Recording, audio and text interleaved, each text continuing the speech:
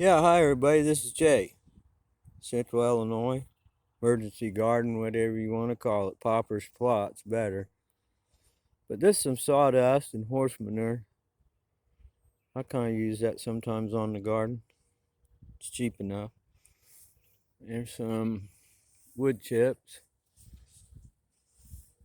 Got a few potatoes over there hanging out by the garage. Some onion sets waiting to be planted. It's late year this year. Been wet, but finally got her plowed. I plowed this. Now I'm gonna put all that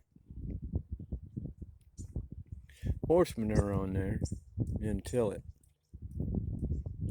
I think that'll work. Did you remember how low this was? Well, that kind of bust that clay up, busted up. It settled probably for 100 years. So I lifted it back up a little bit. We'll see how that does.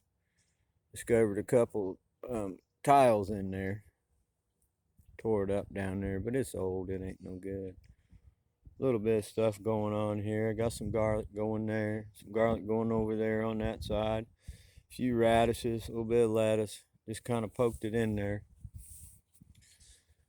And I'm going to try to get started here in about a week. And that's about 2 weeks late. But it is what it is. I'm going to grow as much food here as I can. Them two lots down there, the rest of this field is eventually going to all be garden. And over here on that old driveway or over where the old house was, there's going to be a small greenhouse. I'll turn this into a little bit of a garden shed and stuff, you know. Money's tight. I know it is with everybody. So, but I like to use a lot of natural things. It's like these poles right here. I'm going to use them for bean trellises. Kind of rig them up with some twine, you know, and just give them something to climb on. But them are free.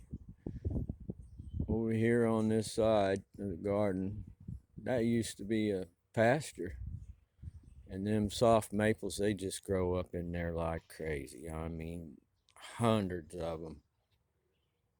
And shades out the ground, nothing grows. But so they're free.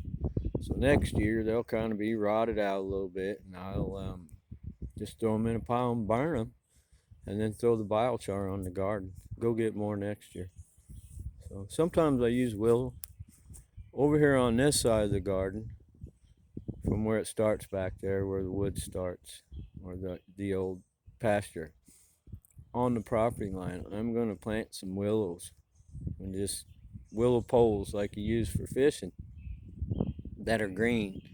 And I'm going to plant them there, and I'm going to let them grow a couple of years, and then I'm going to weave a fence with them willows all the way to the end of this garden right here, and then all the way out to the about where that big tree is. I'm going to plant some cedar trees, kind of partition that off a little bit. But over the years, I'll weave that willow fence and cut it, and you'll be amazed at what that looks like.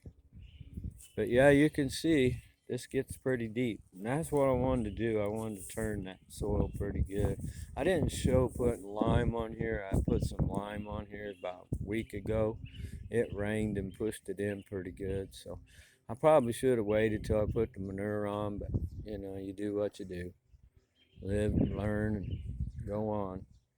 Take the best and work it out. But yeah, up here it was cold, rainy, warm, a little bit, not much.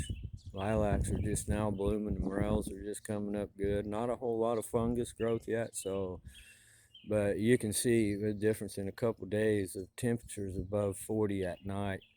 It's really just boomed. You can see the green, the birds are taking off, everything. Say, hey, it's time to go. I love this time of year, and I hope y'all have the greatest day ever. Hope you follow along. Subscribe, put a like down, make a comment. Help me out on this garden. Thank you.